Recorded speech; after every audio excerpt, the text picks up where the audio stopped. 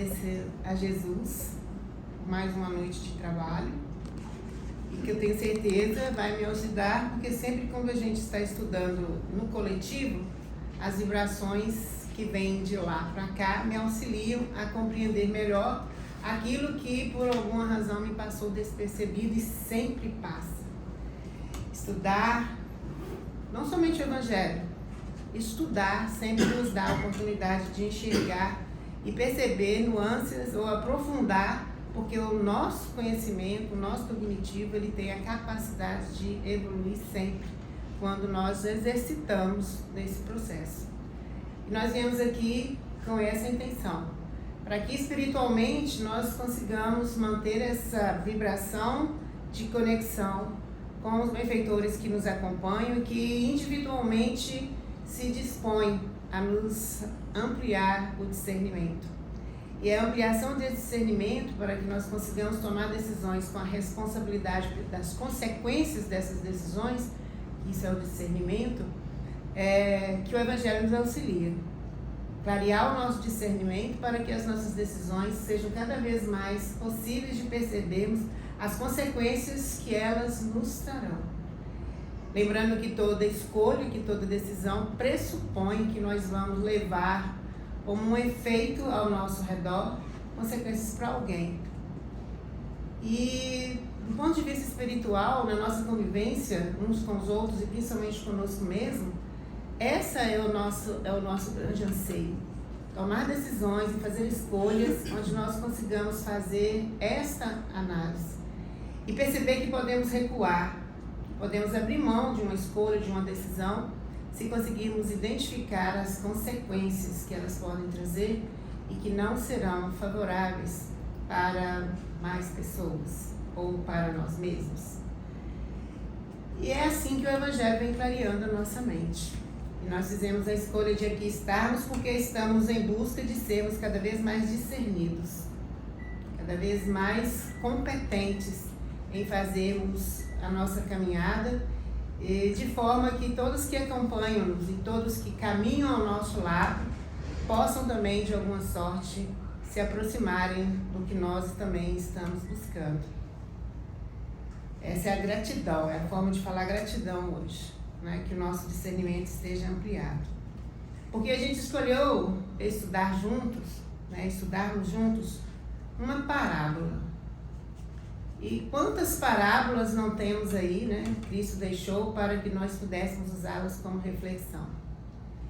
E eu gosto muito de lembrar o que Emmanuel nos fala do que vem a ser uma parábola.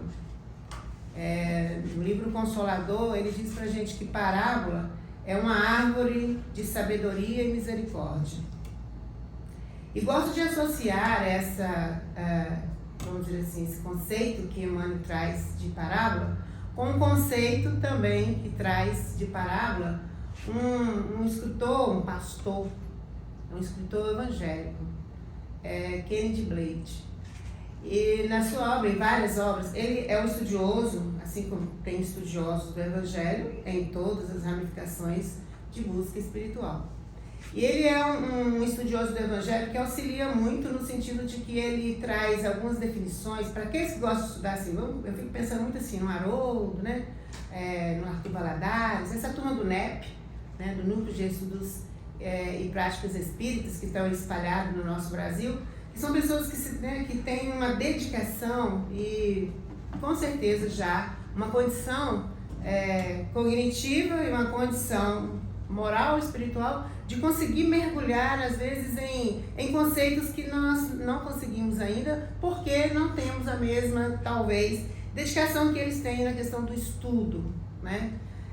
Então, por isso que estudar é algo, né, valiosíssimo na nossa caminhada, não somente profissional, mas profundamente no caminho espiritual. E esse autor, ele em todas as suas obras, de ajudar a gente a compreender as simbologias religiosas, principalmente quando nós estamos falando do cristianismo, ele tem uma obra que se chama Jesus Cristo sobre a ótica do Oriente Médio. E é nessa obra que ele vai lá e faz também um conceito de parábola, porque Jesus a didática do Cristo, nos auxiliar no entendimento do cotidiano através das parábolas. E ele diz que parábola, ele define parábola como sendo uma casa, como sendo um lar, uma residência. Toda vez que nós adentrarmos para dentro de uma parábola, que nós estivéssemos entrando dentro, como se estivéssemos entrando dentro de uma residência, e lá, no acolhimento que todo lar, todo o aconchego que este ambiente nos traz, nós conseguíssemos, no processo da reflexão dessa parábola, nós conseguíssemos olhar pelas janelas da parábola o mundo na qual nós estamos inseridos. E se nós passarmos por esse filtro, nós teríamos mais condições de vivermos com uma paz interior diante das adversidades que este mundo ainda vai nos proporcionar. Por isso que o convite é que nós consigamos, estou convidando vocês para entrarem para dentro desta casa, para dentro desta residência. E que nós consigamos, então, nesse processo de reflexão, conseguir trazer o ensinamento que a parábola traz. A gente vai tentar estudá-la e tentar trabalhar, porque é uma parábola pequena, à luz ou na didática, né? Que normalmente a gente vê o núcleo de estudos espíritas, de pesquisas e estudos espíritas trabalharem, que é aquela coisa de, sabe, o estudo miudinho, você já deve ter ouvido falar, né? De você pegar cada frase, cada palavra e aí contextualizar tudo. É nesse trabalho de detalhamento é que nós vamos conseguindo nos aproximar daquilo que realmente Jesus quer que nós compreendamos. Talvez alguns de nós vai ver a palavra na profundidade, na condição de evolução espiritual que ele tem, ele consegue extrair o verbo da letra sim. Alguns de nós precisa palavra por palavra, alguns de nós frase por frase, mas nenhum de nós vai perder se fizer por qualquer um dos caminhos. Por isso nós vamos conversar um pouquinho hoje sobre a parábola da semente, ou a parábola do crescimento da semente. Nós podemos encontrá-la com esses dois nomes dentro da literatura, depende do tradutor. É uma parábola que nós só vamos encontrá-la no Evangelho de Marcos. Se você for lá no Evangelho de Mateus, vai ter um capítulo que só tem parábolas. Essa também, a parábola da semente, só está no Evangelho de Marcos, mas num capítulo onde Marcos também deixa várias outras parábolas para que nós pudéssemos refletir. Mas nós vamos pegar esta. Capítulo 4, que vai do versículo 26 ao versículo 29. Olha que parábola do tamanho do nome dela, de uma semente. Ela é uma semente. E nós queremos então tentar nos aproximar mais da essência da semente, porque a gente vê as sementes, mas a gente às vezes não tem a curiosidade de entender como ela está lá por dentro, como que ela realmente deveria ser cultivada, qual que é a melhor terra, o melhor campo, enfim. A gente ainda não é um bom agricultor. A gente quer simplesmente plantar, porque aquele agricultor que quer ver a colheita pronta. Ele só está mirando nesse momento. E na verdade, o melhor momento é o da germinação, que começou com o plantio. E é nesse processo que nós queremos nos encontrar. Então, sejam bem-vindos à casa da parábola da semente. Sintam-se confortáveis nela e consiga olhar pelas janelas as situações que você está vivendo, as problematizações que a vida está te proporcionando num aprendizado, as alegrias, as vitórias, as conquistas que ela também está te proporcionando, mas que tem uma raiz. E essa raiz, para poder ter se transformado numa árvore, porque toda raiz é porque tem uma árvore acima dela, precisou de uma semente. Então não tem nenhuma vitória, nenhuma conquista que você está com elas hoje à sua mão, que não tiveram uma semente. Eu vou dizer a parábola toda e depois a gente vai conversando um pouquinho sobre ela. E pode ficar à vontade. Quem tiver alguma informação sobre essa parábola é hora de compartilharmos. Capítulo 4, versículo 26. Dizia-lhes Jesus, né? O reino de Deus é assim como um homem que lance a semente sobre a terra. Durma e se levante noite e dia, e a semente germine e se alongue, não sabendo ele como. A terra, de forma autônoma, frutifica primeiro o ramo, depois a espiga, depois o grão cheio na espiga. E quando o fruto der, imediatamente envia a foice, porque chegou a ceifa. Essa é a parábola. Você já pode ter ouvido dessa parábola em alguns momentos. Mas eu convite, então, agora que a gente vai fazendo isso por partes. Versículo 26. Dizia-lhes Jesus: o reino de Deus é assim como um homem que lance a semente sobre a terra. E aqui eu gostaria que a gente realçasse 2 contextos, para vocês irem junto comigo nessa reflexão. O reino de Deus. É muito interessante porque a gente sabe de outras parábolas, inúmeras parábolas, onde Jesus faz sempre comparações com o reino de Deus. O reino de Deus, aí ele compara o fermento, ele compara a pesca dos peixes, né? Ele vai comparar isso à parábola do semeador. Aqui também ele compara que o reino de Deus é assim como um homem que lance a semente sobre a terra. O que é o reino de Deus? Como que a gente enxerga esse conceito? Sendo que, na verdade, ele está chamando a gente para entender assim, ó, o reino de Deus é resposta de alguma coisa. O reino de Deus não está pronto, não. Você vai construir este reino de Deus. Então, às vezes a gente escuta e a gente tem a ideia de que o reino de Deus está aí, a gente que não está conseguindo viver, mas o reino de Deus é uma construção individual. E há muitos de nós está vivendo no reino de Deus de alguma forma. Porque ele consegue manter este esforço. É obra do nosso esforço. É obra do esforço da criatura. Com aquilo que ele tem para realizar, com aquilo que ele tem por si mesmo. Esse que é o reino de Deus. Então, quando ele compara o reino de Deus, e que nós precisamos entender que é assim como um homem que lance a semente sobre a terra, ele está falando que se você não trabalhar, que se você não se esforçar, dificilmente você vai conseguir compreender o que é o reino de Deus. Ele não é fruto de uma utopia, de um ato ilusório, de algo que a gente constrói no sentido simplesmente do pensamento sem construção real. Sabe quando a gente fica só no sonho? Você consegue construir cenas maravilhosas na sua casa mental, de soluções de problemas. Pense numa situação difícil que você já viveu, ou que você esteja vivendo, desejo que não, mas que você esteja vivendo e que você consegue ver qual seria a melhor solução para ela. Você enxerga isso perfeitamente, como você agiria, com quem você falaria, o que você levaria, como você trataria.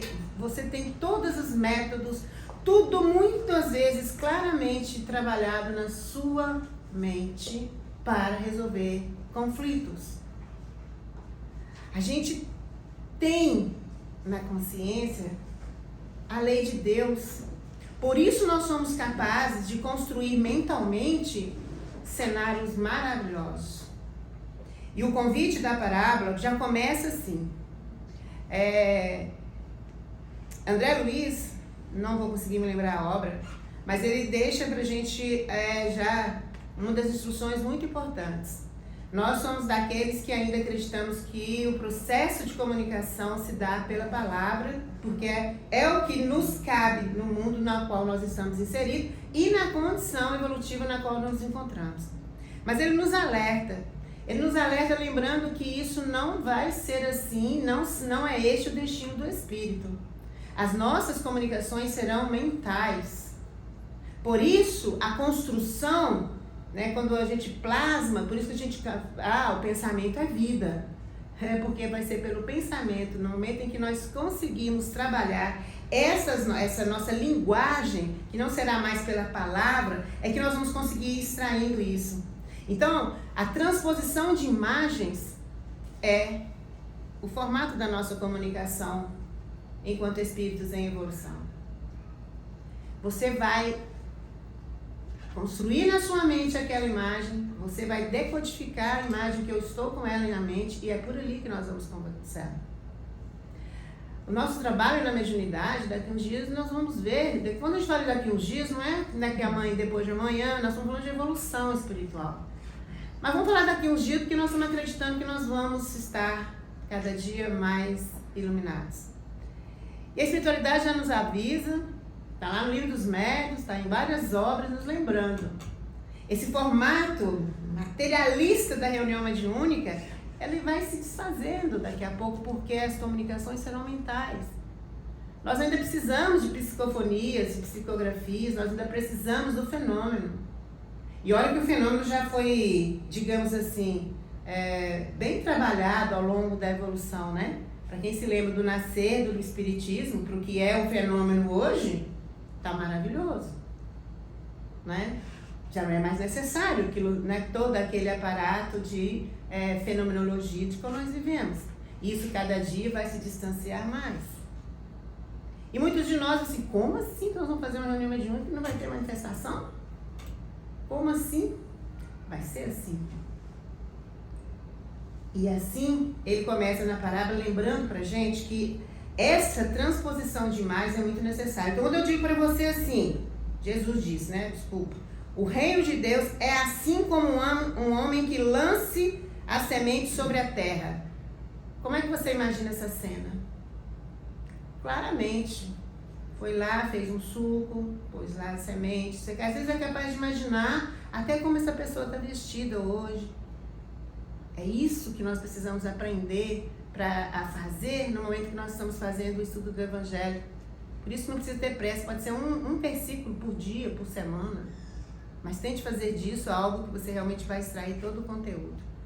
Primeiro que você conheceu já o que é o reino de Deus, é o esforço que você está fazendo para que você consiga realmente perceber o que de bom existe no outro e em si mesmo.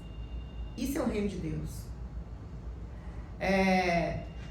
E ele é semelhante a um homem que lança uma semente na terra. Aí você tem que conseguir imaginar isso também. Isso significa trabalho, isso significa esforço, isso significa que você não consegue dar início a nenhuma vitória se não for pelo esforço. E é para lançar uma semente. Você nem precisa cultivar um campo muito grande, mas você tem que lançar a semente. E aí ele fala que você tem que lançar a semente sobre a terra. Que terra que ele está dizendo? Pode ser a Terra enquanto planeta, que é o habitat de todos nós, espíritos encarnados ainda neste mundo. Mas para entendermos com profundidade, como nós estamos nos sugerindo, a Terra aqui tem outro significado. A Terra aqui passa pelo entendimento que Emmanuel nos fala que eu preciso caminhar na terra de mim mesmo. Na terra de si mesmo. Então o que é essa terra? Essa terra é onde que ele te deu espaço para cultivar, a plantar e fazer cultivo, para você lançar a sua semente. Você está lançando semente aonde? Na sua terra? Na terra que foi proporcionada para você? Ou você está lançando semente a esmo?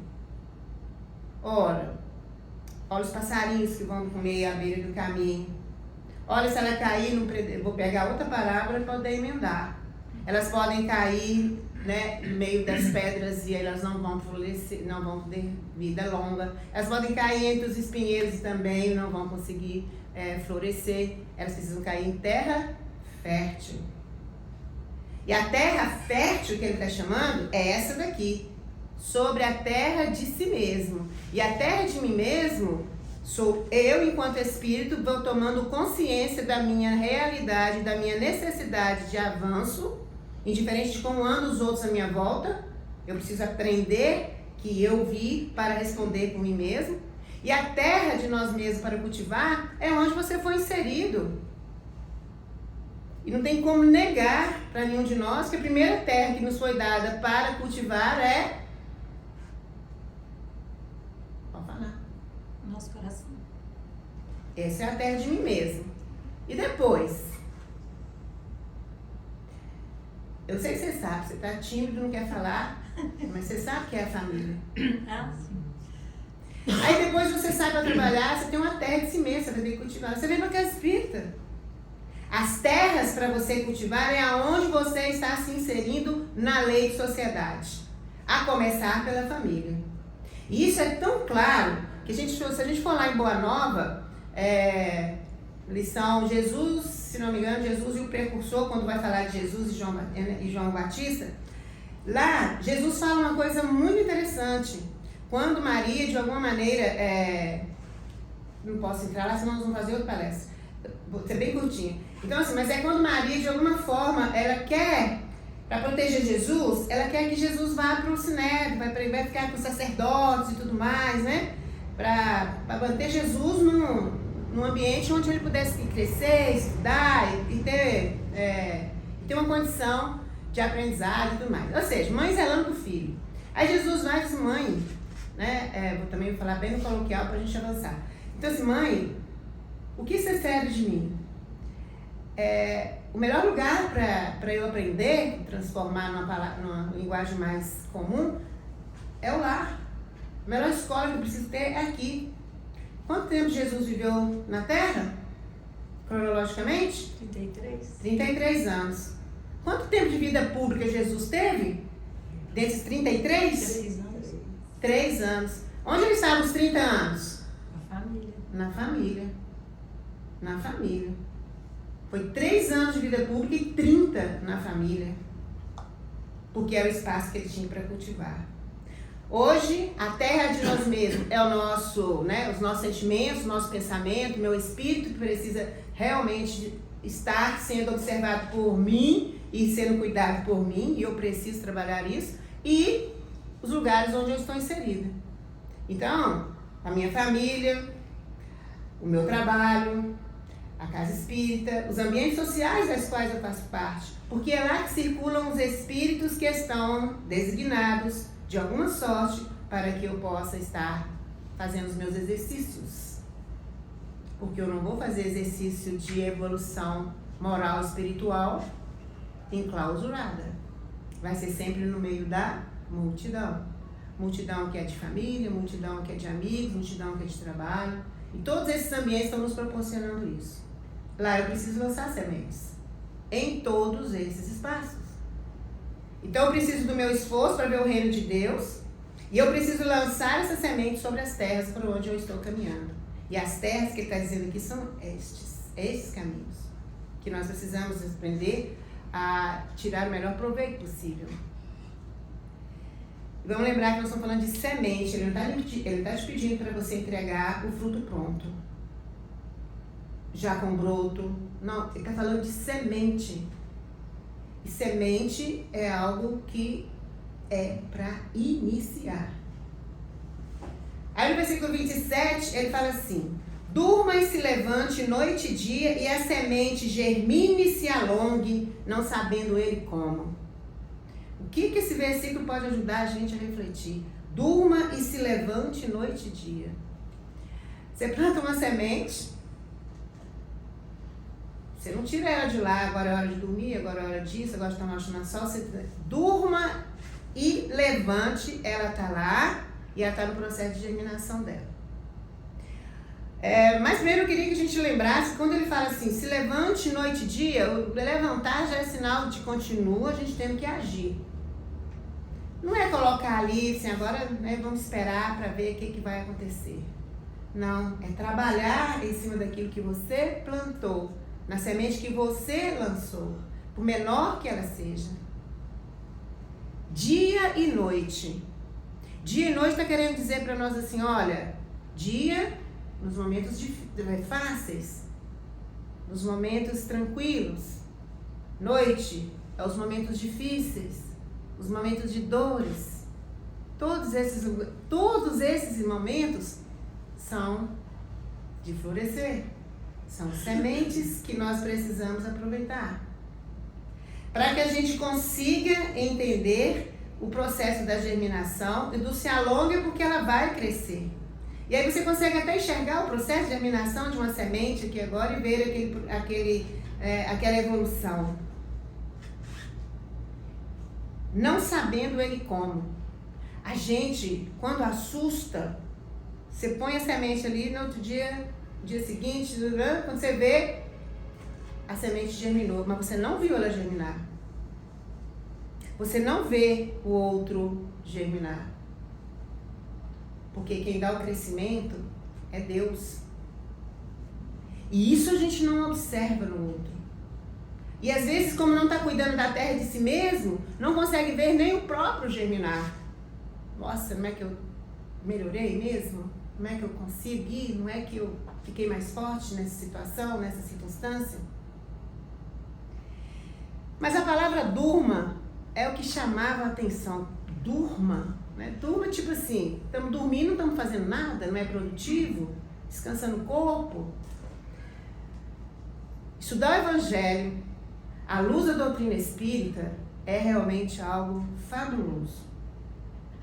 Porque aí você vai procurar entender, porque as palavras de Jesus nunca são em vão.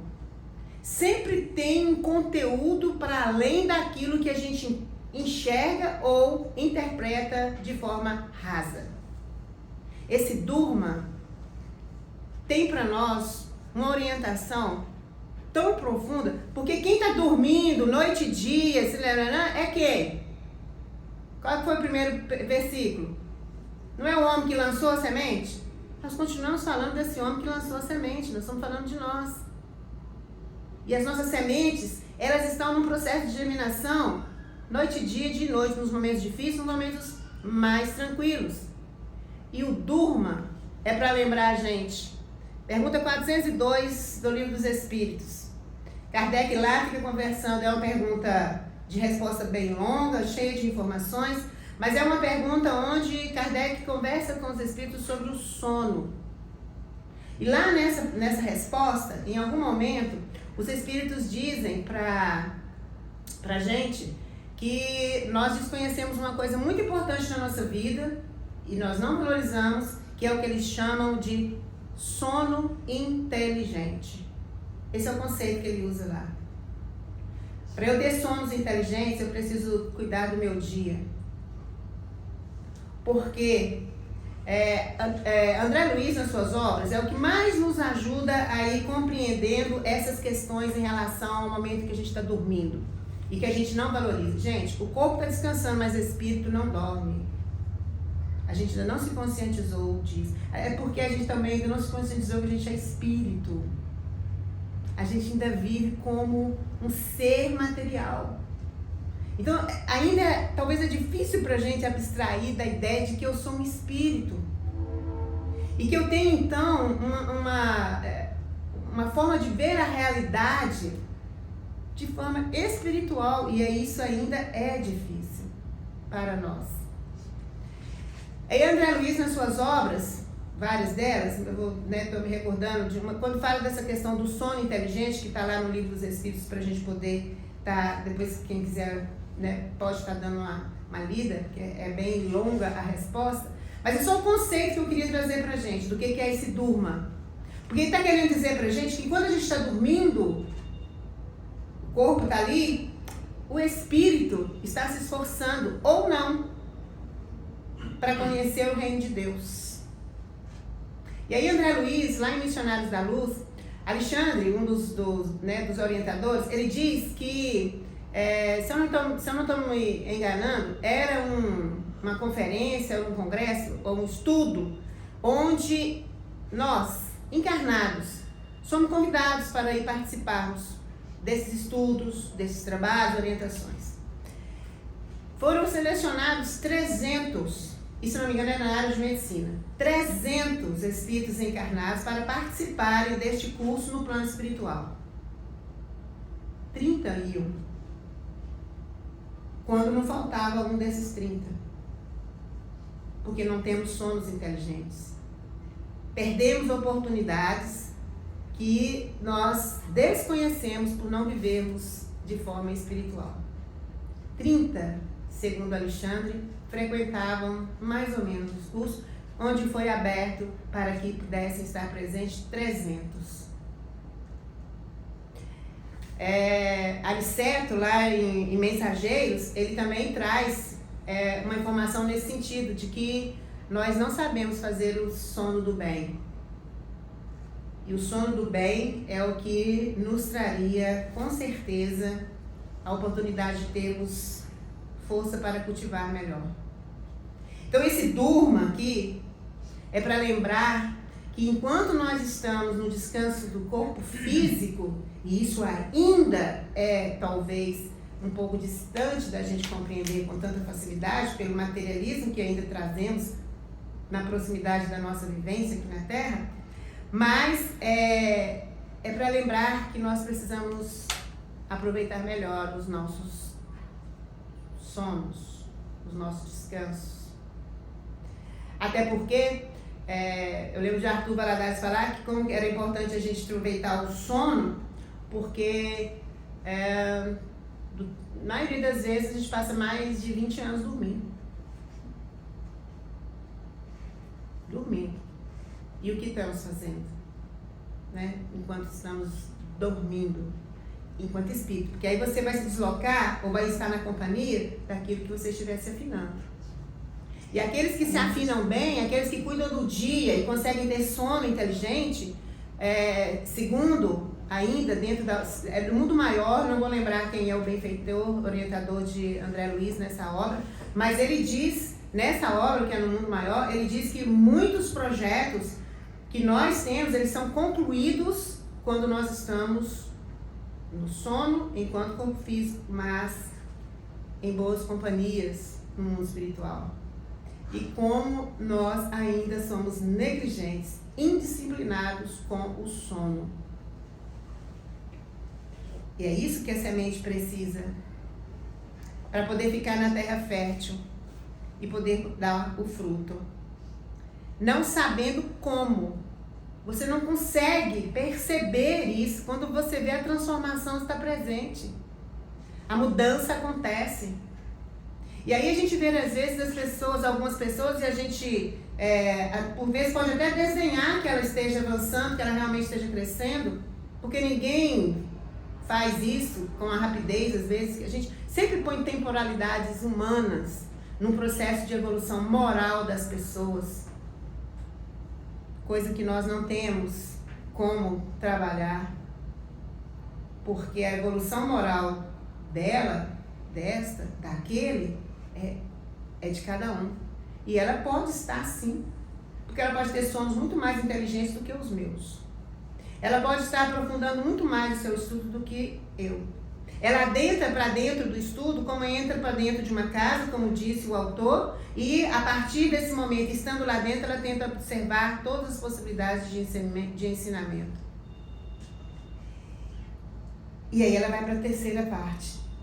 A terra, de forma autônoma, frutifica primeiro o ramo, depois a espiga, depois o grão cheio na espiga.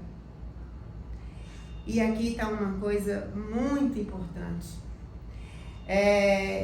De forma autônoma, é porque quando você joga uma semente na terra, a terra não precisa saber que é uma semente de uma mangueira, de uma goiabeira. De forma autônoma, ela vai fazer o processo de germinação da semente. Tem que ser assim com a gente também. Só que quando a gente se desloca da multidão, e quando a gente começa um processo de germinação, você se desloca da multidão. Você se desloca daquilo que é, como é que se diz? Politicamente correto. Que todo mundo faz, também a gente vai fazer. Você sai de um padrão social e entra num padrão vibracional do Cristo. Toda vez que você afasta da multidão para viver um processo de germinação de semente moral e espiritual, você vai ver ao seu lado, atrás de você, poucos à frente vão dizer, poxa, venha, mas você vai ver dos lados e atrás dizendo, ah lá, as pessoas vão desenhar e não vão crer que você esteja num processo de florescer. A gente ainda não consegue entender isso. Frutifica primeiro o ramo, depois a espiga, depois o grão cheio na espiga. Existe uma gradação. E a gente quer grão de espiga da pessoa imediatamente. Mas já que agora ela está falando que é espírita, né? Então espírita, e todo mundo tem um formato já, né? Amém. Então, se é espírita é assim, se é católica é assim, se é assim, sabe?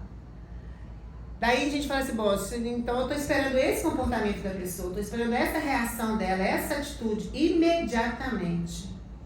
É assim que nós somos. Quando nós sabemos, à luz da doutrina espírita, com todas as chaves que ela nos proporciona para entender o que Jesus vem nos ensinando, que na verdade, se não houver na nossa parte, porque essa fala aqui, né, é um convite que nós temos que fazer a nós mesmos de trabalharmos a paciência.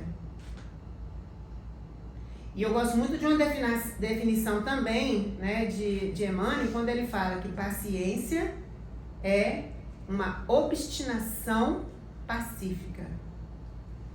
Eu tenho sim que buscar trabalhar a paciência. Era uma obstinação, nós temos que ter isso como uma obstinação.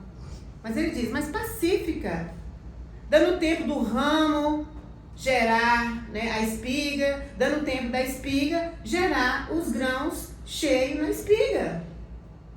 Não é achar que as pessoas vão conseguir, que você vai conseguir, numa primeira leitura, num primeiro contato, você vai se identificar com a realidade moral que você precisa alterar. E a mesma coisa quando você olha para o outro, quando você olha para mim. Porque você não pode esperar nem acreditar que eu vou estar pronta no ramo. Não vou. Aí eu sou um ramo ainda e você convive comigo como se eu fosse um grão, uma espiga cheia de grãos. Aí eu vou falhar. Aí você vai dizer, aí, tá vendo? É assim que nós somos.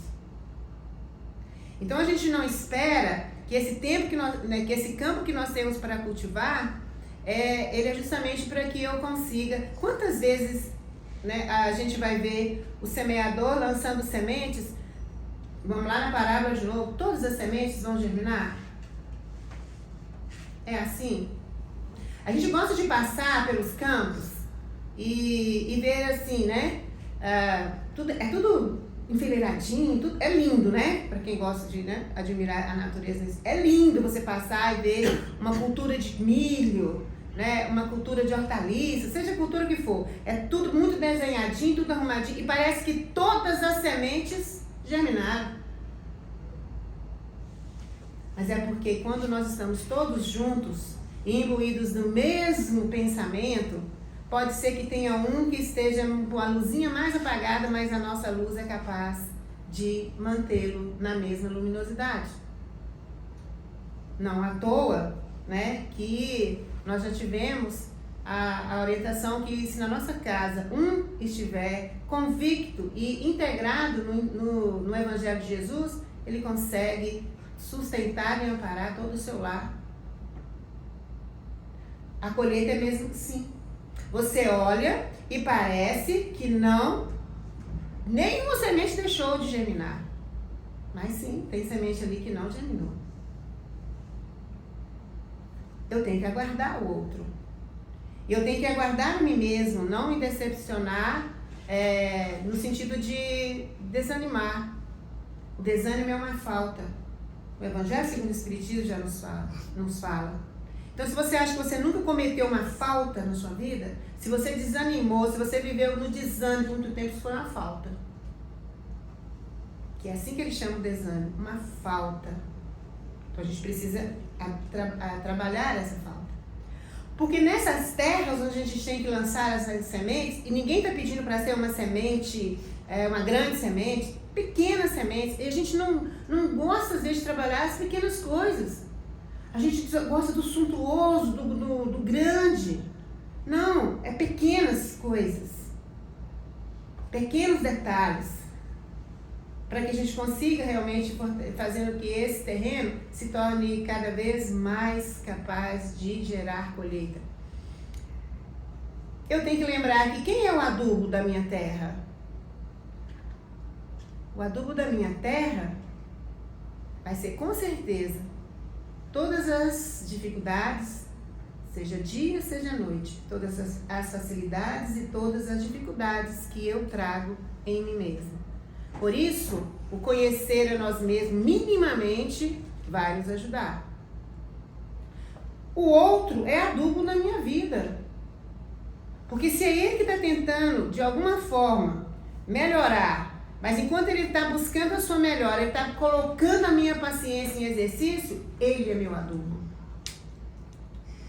Então todas as pessoas que estão à minha volta são meu adubo e às vezes eu tento fazendo o quê? Tirando o adubo da minha terra. Aí a minha semente tem mais dificuldade para germinar, ou se germinar, não vai estar com tanta energia como ela poderia estar. Todos são adubos na nossa vida, porque nós não vamos, apesar da evolução ela ser um compromisso individual, ela, pela sabedoria divina, ela é tratada de uma maneira cooperativa. Então nós estamos uns pelos outros, mas com a responsabilidade individual. É o sonho que nós temos de uma sociedade viver dessa forma. Uns pelos outros e cada um sendo responsável pelo seu crescimento. Mas se ela precisar naquele momento, eu vou fazer isso. Se o outro precisar naquele momento, eu vou fazer aquilo. Lembra do que nós conversamos, que nós vamos conseguir fazer, das transposições de imagens? Você também consegue criar imagens de um mundo bom. Dentro da realidade moral e espiritual que nós estamos. Mas quais sementes que você está disposto a estar jogando na sua terra fértil? Porque você vai entender hoje, porque às vezes você está jogando semente em lugares êxodos. Você está desperdiçando as suas sementes. E onde você deveria, que é o campo fértil, que você deveria estar trabalhando para que elas possam estar presentes, elas não vêm. Então é uma coisa que a gente precisa pensar um pouco mais quando nós estamos falando desse processo de germinação. E nessa parte, quando ele diz pra gente assim, que a terra é de forma autônoma, você não precisa pedir para você mesmo, para você produzir amor, que você sabe que é isso. A terra, a gente não vai perguntar, toda vez que você tiver que conviver bem com as pessoas, você não vai precisar perguntar para si mesmo o que eu tenho que fazer, você sabe. E a terra, da mesma forma, você pode jogar ali a semente que for, que ela vai germinar aquela semente, sem te perguntar que semente que é aquela. Porque essa terra também pode ser vista pela nós como a lei divina. Você não vai questionar a lei divina. Você não tem como questionar a lei divina. E nós também já passamos desse momento de entendermos que Deus não vai fazer nada por nós. Não é esse. Não é sobre isso. E nós talvez ainda estamos no atavismo de imaginar que salvação é nós estarmos vinculados a um caminho religioso, que se eu vou lá, se eu frequento, se eu falo isso, se eu falo aquilo, se eu faço alguns ritos, tenho algumas práticas, pronto, a gente está salvo. Mais uma vez, a chave do Espiritismo já nos acordou que é diferente. Que é pela minha purificação pessoal. É pelo enriquecimento das minhas virtudes morais, pelo meu próprio esforço. E que não vai adiantar nada frequentar qualquer espaço, vestir qualquer vestimenta, falar de jeito ou de outro, se na minha essência não tem semente sendo trabalhada. E essa é a leitura que só ele é capaz de fazer. Nós aqui vamos nos enganar. Por isso que a gente acha que tem gente aí que já é espiga cheia. E na primeira oportunidade que ela nos frustra essa nossa condição de achar que era uma espiga cheia, a gente fala assim, esse negócio não existe mesmo não. E é por isso que a gente às vezes acaba tirando algumas pessoas num caminho mais saudável espiritualmente, porque elas se frustram com a gente. Estava tudo errado. Porque ela não tinha que se guiar por mim. Ela tinha que ter se encontrado com o Evangelho e tinha que estar se guiando por ele. Porque eu vou falhar. Falhei ontem, provavelmente cometi alguma falha hoje, correndo o risco de amanhã também. Mas Deus vai me dar recursos, Deus vai me dar amparo, Deus vai me dar oportunidades, Deus vai me dar vida. Eu vou reparando isso. jogando as sementes num terreno fértil. Então, por mais difícil, mais desafiante, eu prefiro mais essa palavra, por mais desafiante que seja, conviver com as pessoas que estão comigo na minha família, conviver com as pessoas que estão comigo no mundo do trabalho, conviver com a sociedade na qual eu estou inserida hoje, conviver com as decisões que eu estou envolvidas nelas, que não são minhas, mas que eu vivo elas, que são as decisões que vêm do nosso, de cima para baixo, no processo de governança que todos nós passamos, seja no país, seja no estado, seja no mundo, eu vou ter que estar, de alguma sorte, aprendendo a ir me desvencilhando de tudo isso, na confiança de que há um propósito, porque ele também não iria errar. Não é da lei divina o erro. Nós sabemos disso também. Então o consolo, ele tem que vir desse encontro que eu tenho com o Evangelho, com os ensinamentos de Jesus. Eu posso falar, eu posso estudar, mas não é a mim que você vai se reportar. É a sua essência com esse ensinamento que você vai se reportar. Não é nenhum dirigente espiritual que esteja aqui na Terra. É com o que você está conseguindo trabalhar do Cristo em você. Agora, o Roberto, a Abelha, a Melina, ou qualquer um de nós podemos servir daqueles que estejam conseguindo fazer com que sementes sejam germinadas, porque nós estamos espalhando pequenas sementes que façam com que as pessoas possam ter direcionamentos e elas buscarem trabalhar esse esforço. Esse é o seu papel, esse é o meu papel. E eu não vou fazer isso com o filho, com o irmão, com o pai, com a mãe. Eu vou fazer com todos que são irmãos meus em Cristo. Essa família a gente ainda também não conseguiu compreender. E aí, sair da condição, passar por essa, vamos dizer assim, por essa gradação, é o respeito que eu tenho que ter pelas pessoas. E para isso, então, eu preciso de exercitar a paciência, conforme a Mani colocou. Quando eu conheci essa definição de paciência, eu comecei a conseguir exercitar melhor essa necessidade de ter essa virtude. É uma obstinação. Nunca posso abrir mão de exercitar a paciência, mas pacificamente. Ela não pode se tornar, chega, agora não é mais.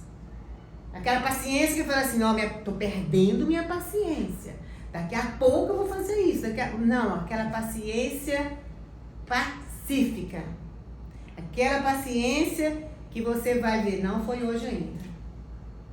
Porque eu também gosto muito de repetir para mim, aí eu compartilho com vocês, sempre que eu posso eu repito isso. Eu gosto muito de uma definição de reforma íntima de Nélio Lúcio, quando ele diz assim que reforma íntima é semente, não é salto, não é colheita, é semente. Porque ele diz assim, toda vez que você se encontra, ele diz assim, não, tá gente, eu estou usando esse exemplo para dizer o que ele quer nos mostrar.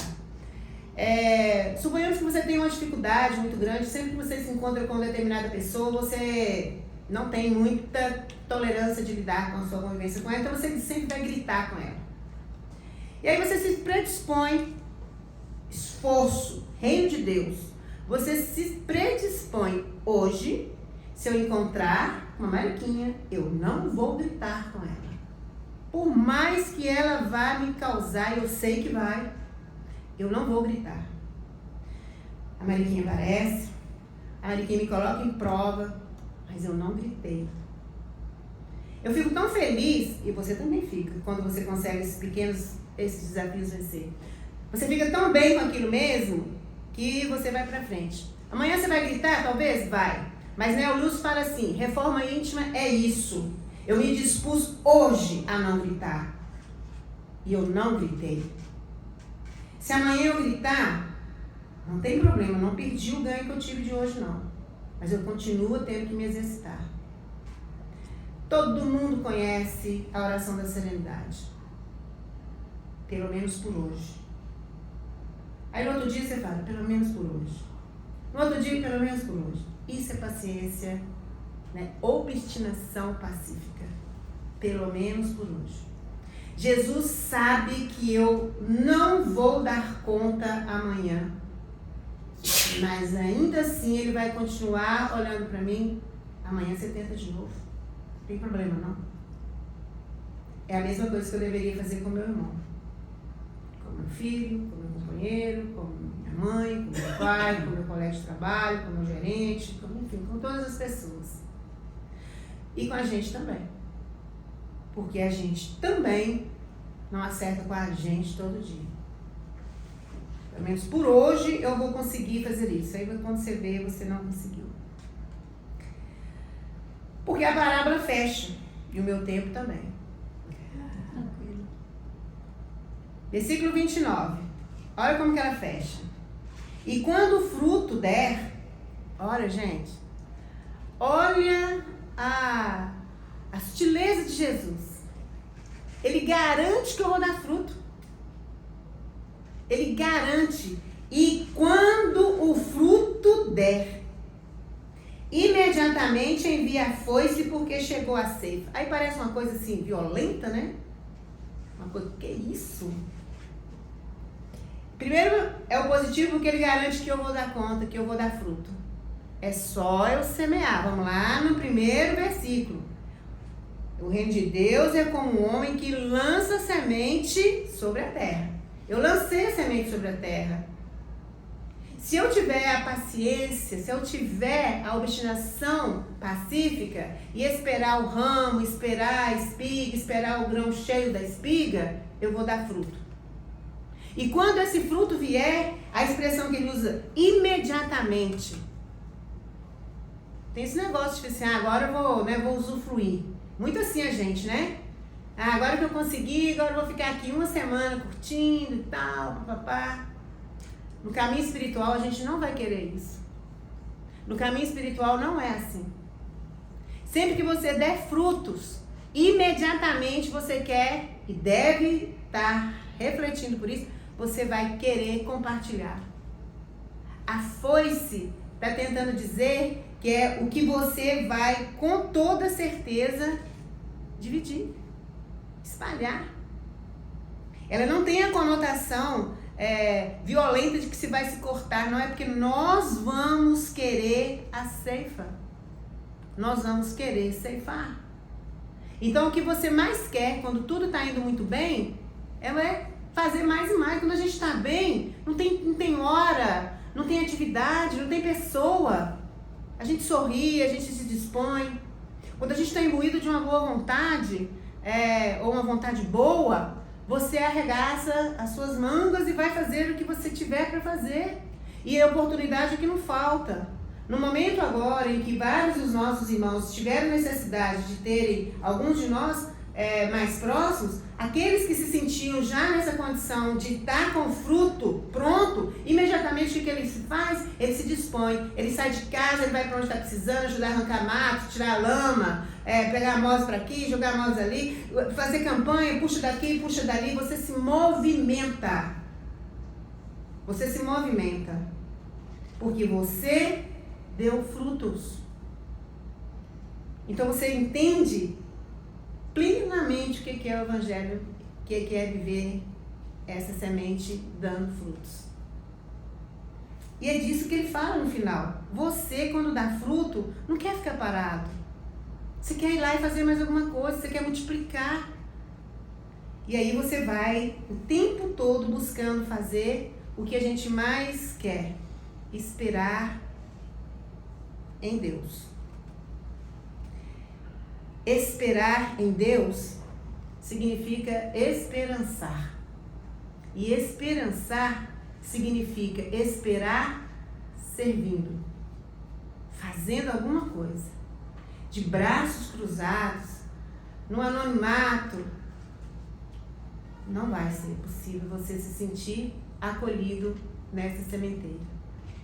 Então, quando a gente está nesse caminho espiritual, está se descobrindo, e isso é individual, e isso é maravilhoso quando você consegue se encontrar com essa sua verdade espiritual, você vai ver que você vai fazer o verbo esperançar estar sempre presente. Você vai esperar servindo. Esperar o quê? Esperar aquilo que vai ser sempre o melhor para você. Porque se você tem uma dificuldade, na hora que eu sirvo o outro, a minha dificuldade começa a desaparecer. Ou desaparecer no sentido de eu consigo achar as respostas para ela. Ou eu consigo minimizar que não precisava ser daquele tanto, daquela forma. E aí, eu gostaria de lembrar uma fala, um diálogo, né? Que quem já leu Paulo e Estevão vai se recordar dele, que é o diálogo entre Estevão, Abigail e Saulo, que até aquele momento, né, não era Paulo.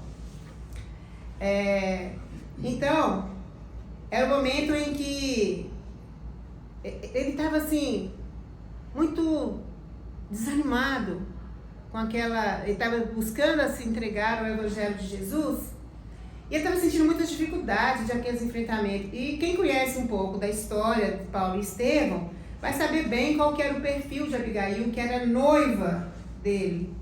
E Estevão, que era irmão de Abigail. Né? Não dá para contar a história toda, mas por favor, quem tiver oportunidade, leia essa obra.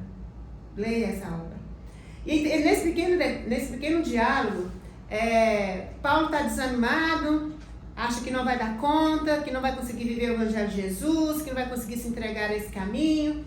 E Estevão e Abigail, que já eram, né, vamos dizer assim, integrados com Jesus, começaram então a fazer uma conversa com ele e ele faz perguntas para Abigail e ela começa a responder ele com verbos. Primeira pergunta que Paulo fez para ela, porque ele estava naquele esforço de lançar sementes, naquela ânsia de lançar muitas sementes, né? Sabe quando você começa, que você quer assim, eu vou transformar, todas as pessoas vão conhecer isso vai ser maravilhoso, todas as pessoas vão ficar melhores, não é assim que a gente começa? Aquele afã de que, nossa, né? Aí depois você vai aprendendo que você precisa de ter um pouco mais de obstinação pacífica e fazer as coisas com um pouco mais de leveza. A primeira pergunta que ele fez para ela: o que fazer para adquirir compreensão perfeita dos desígnios de Cristo? Tudo era angústias de Paulo, e que é o que ele estava querendo. O que eu faço para eu adquirir a compreensão perfeita dos desígnios do Cristo? Coisa que Abigail e Estevão exalava da alma deles, né? Ela só respondeu com ele com um verbo: ame. Se você quer adquirir a compreensão perfeita dos desígnios do Cristo, do padrão moral do Cristo, ame. Aí você vai conseguir entender por que Jesus vivia daquele jeito. Porque ele amava. Incondicionalmente. Mas aí ele já continuou fazendo uma pergunta para ela. Então, como que eu faço para que eu consiga alcançar tão elevada expressão? Como que eu consigo alcançar a elevada expressão de amar? E assim, então, compreender o perfeito desígnio de estar com Cristo?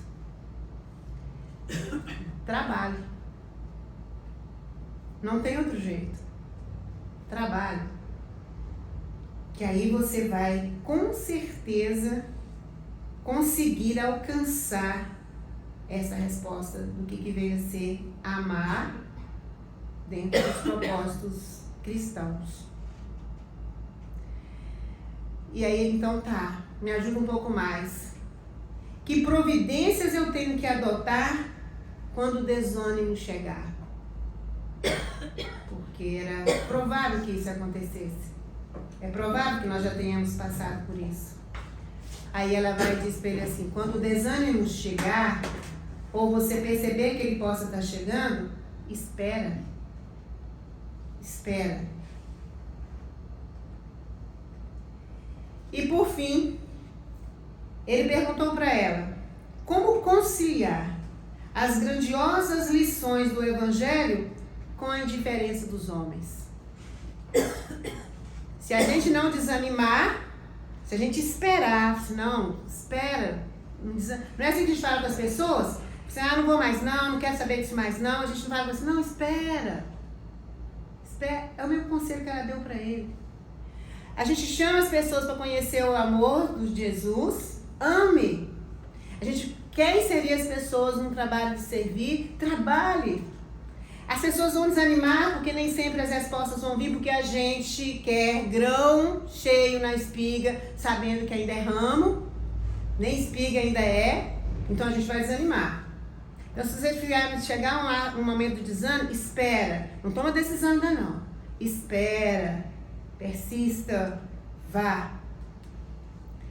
Mas aí vem a última pergunta. Então tá, como é que eu vou conciliar essas grandezas de amar, de trabalhar, com a indiferença dos homens? Porque quando você sair da multidão, já não sou mais como todos os outros, as pessoas vão começar, onde é que foi parar a Marilda? Agora só quer saber disso, agora não veio aqui mais com a gente, agora não quer isso, agora não quer aquilo.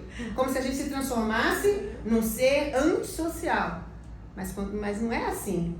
Eu posso continuar vendo meus amigos, eu posso continuar em todo meu lugar é lícito. Só tudo aquilo vai me convir mais.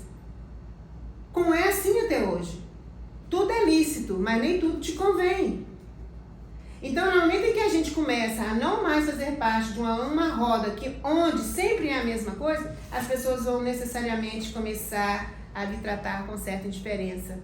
E aí, ele perguntou para Abigail por que isso ia acontecer com ele. Como aconteceu? Aí ela falou assim, nessa hora, perdoa e segue. Amar, trabalhar, esperar e perdoar são práticas, são ações verbais que o Espírito a caminho da luz, quando está buscando semear e semear pequenas coisas, não vai poder abrir mão.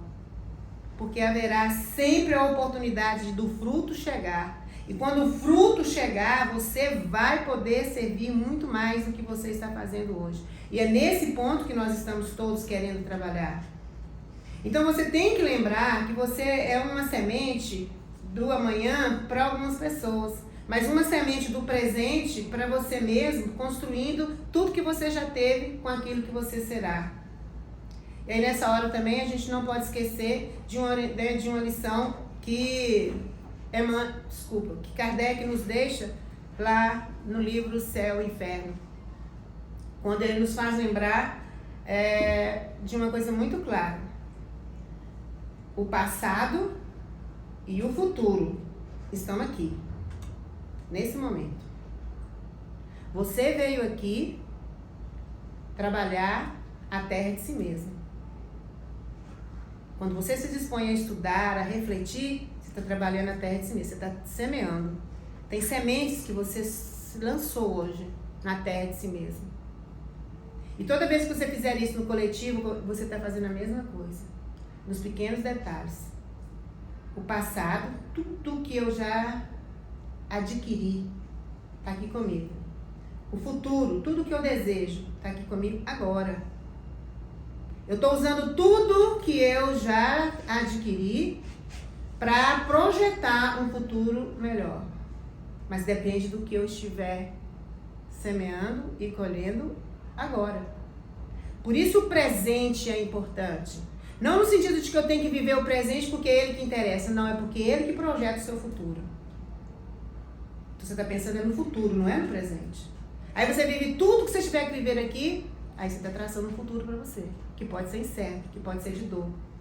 Como poderia ser de alegrias, de sucesso, de prosperidades. Materiais, espirituais, porque você vai alcançar a sua maturidade moral. Então a gente quer agradecer a Jesus por mais uma noite nós termos tido a oportunidade de semear na terra de nós mesmos. E lembrar a nós mesmos é uma poesia cantada, né? Do homem, não é nem de cunho espiritual para falar que é de uma obra espiritual, mas que todo mundo conhece, mas que ela fala muito claro o que é conversar sobre sementes. Ontem um menino que sonhava me falou que o hoje é semente do amanhã. Para não ter medo que esse tempo vai passar, dificuldades, tormentos, nunca me entregar, nascer sempre com amanhã. Ontem um menino que brincava me falou que o hoje é semente do amanhã, para não ter medo que este tempo vai passar. Nunca se entregue, nem se canse de sonhar. Nunca se entregue, nasça sempre com as manhãs. Deixe a luz do sol brilhar no céu do seu olhar. Fé na vida, fé no homem, fé no que virá. Nós podemos tudo, nós podemos mais. Vamos lá fazer o que será. E é isso que Jesus está esperando de nós. Que o desânimo não nos impeça de perdoar, para que nós consigamos colher os frutos e assim nós fazermos uma manhã melhor, não somente para nós, mas para todos que estão ao nosso redor. Quero agradecer. Se você quiser permanecer nessa residência e continuar pensando na parábola da semente, fique à vontade. Jesus vai permanecer lá ao seu lado e você vai poder tirar reflexões que lhe dê suporte maior para olhar para tudo que está à sua volta, tudo que você está enfrentando, com um olhar mais saudável, mais otimista, com muito mais fé. Muito obrigada. Que lindo!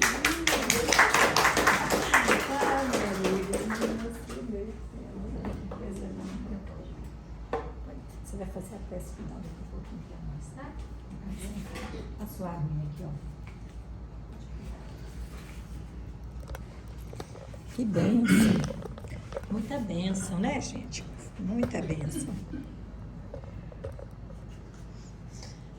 Ah, Senhor, vamos lá então.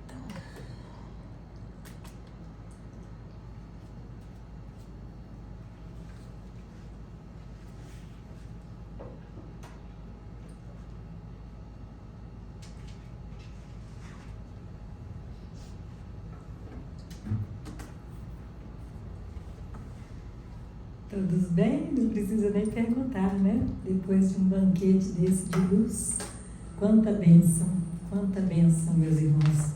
A graça de Deus nos permitiu chegarmos aqui hoje e recebermos todas estas pérolas, né? Estes bálsamos que vêm curando a nossa alma. Nós vamos então pedindo aos passistas do ponto de luz que possam se posicionar, porque agora é aquele momento muito especial, onde nós verdadeiramente, com muita intensidade, sentimos a presença da espiritualidade amiga.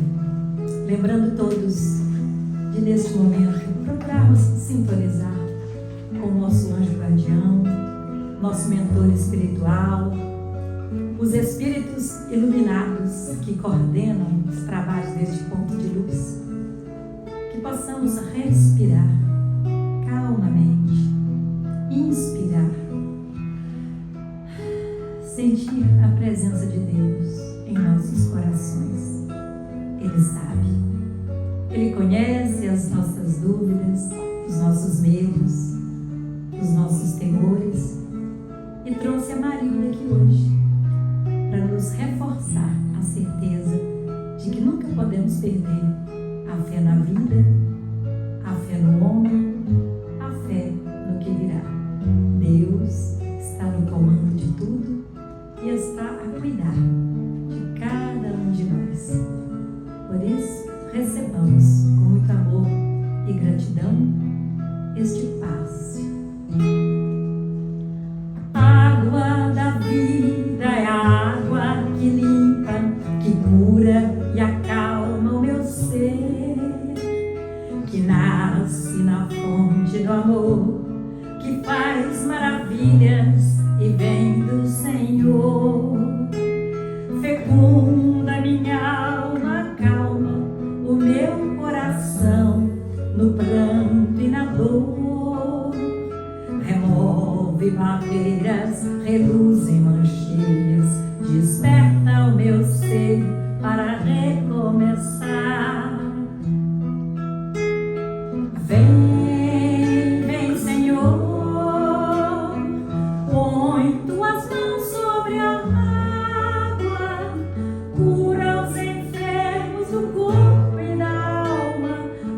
renova o meu coração. Vem, vem, Senhor, derrama tuas bênçãos aqui, na água da vida, na água que cura, que nasce na fonte do teu amor. Ó Senhor Jesus, cura-nos, Senhor, liberta-nos, Senhor, desça o teu olhar em nós.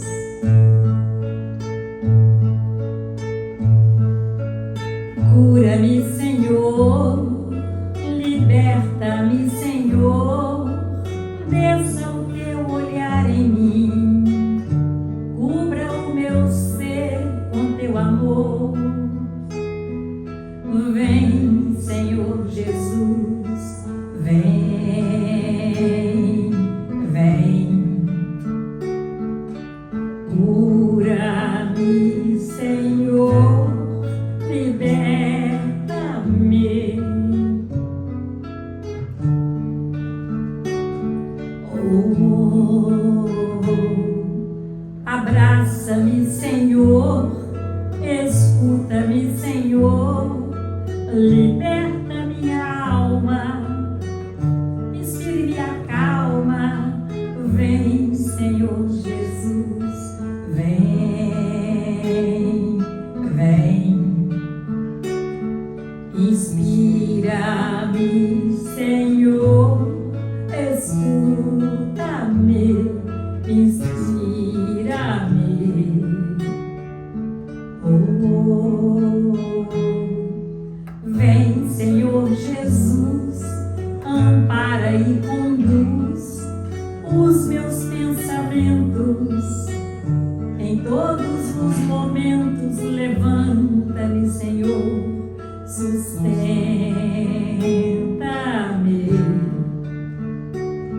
ampara-me, Senhor.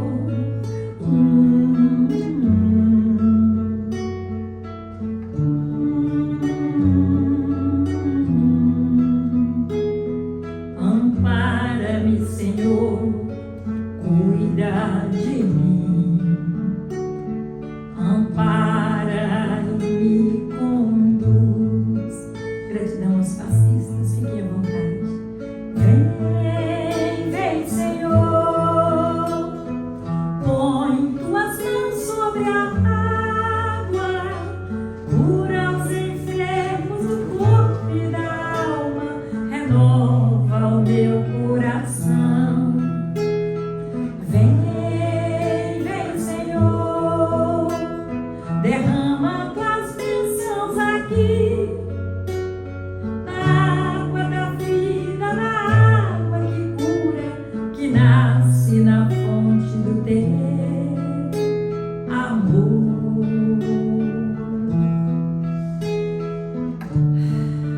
Graças a Deus, Senhor Jesus. Louvado seja.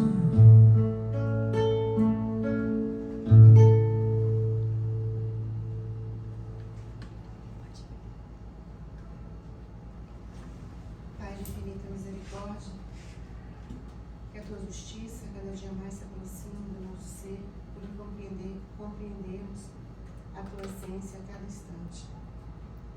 Nesta noite, queremos deixar a ti o compromisso de conseguirmos fazermos de nós instrumentos de paz, capazes de levarmos sementes onde o amor, a alegria sempre serão os insumos necessários a saírem das nossas palavras, dos nossos gestos, do nosso olhar.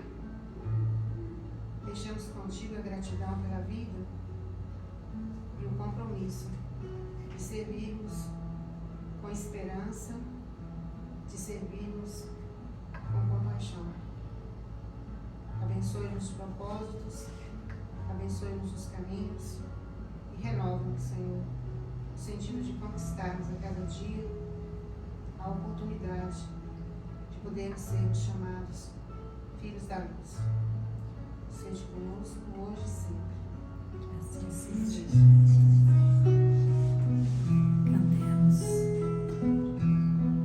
Quanta luz neste ambiente.